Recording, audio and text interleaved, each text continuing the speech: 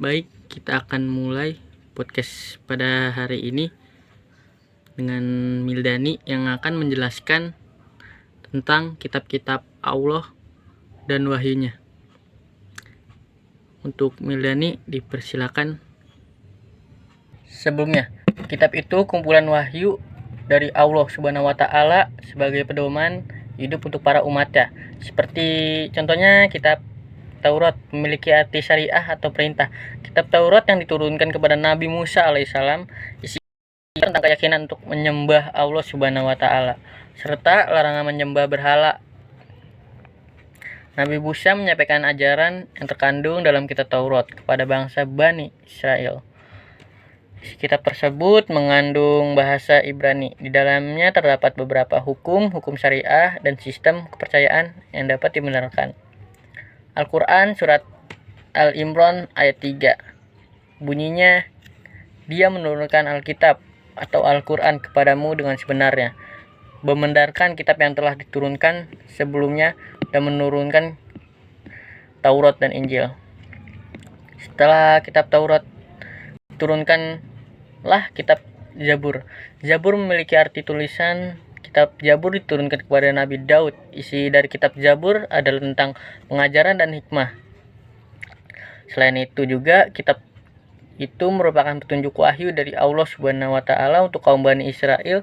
Zabur diturunkan pada abad 10 sebelum Masehi di Yerusalem.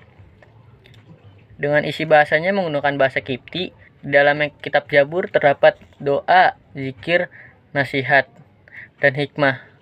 Namun tidak ada ajaran hukum syariah lantaran umat tersebut masih mengikuti ajaran yang diperintahkan oleh Nabi Musa mengenai adanya kitab Zabur. Kita dapat mengetahuinya melalui Al-Quran Surat An-Nisa ayat 163 yang artinya, sesungguhnya kami telah memberikan wahyu kepadamu sebagaimana kami telah memberikan wahyu kepada Nuh dan nabi-nabi yang kemudiannya, dan kami telah memberikan wahyu pula kepada Ibrahim, Ismail, Ishak, Yakub, dan anak cucunya, Isa, Yakub, Yunus, Harun, dan Sulaiman, dan kami berikan Zabur kepada Daud.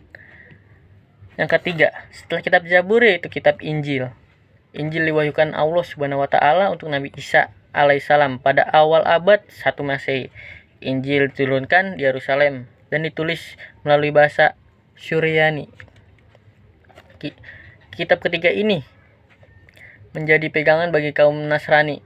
Kandungannya adalah mengenai perintah untuk percaya kepada Allah Subhanahu wa Ta'ala serta menghapus beberapa hukuman yang ada di kitab Taurat.